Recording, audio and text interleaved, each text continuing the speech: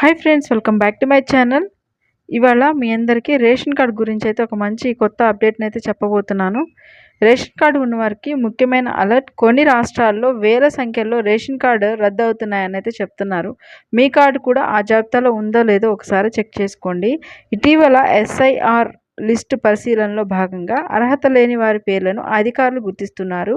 కుటుంబ వివరాలు తప్పుగా ఉండటం, డూప్లికేట్ కార్డులు ఉండటం లేదా అర్హత కోల్పోయిన కార్డు కొనసాగించడం వంటి కారణాలతో రేషన్ కార్డులు అయితే రద్దు చేసే అవకాశం ఉందని అయితే చెప్తున్నారు. అందుకే మీ రేషన్ కార్డు వివరాలు సరిగా ఉన్నాయా లేదా, అలాగే వాటికి ఆధార్ లింకులు అయినాయా లేదా, మిగతా అప్డేట్స్ అన్నీ చేసున్నాయా లేదా ఒకసారి చెక్ చేసుకోండి.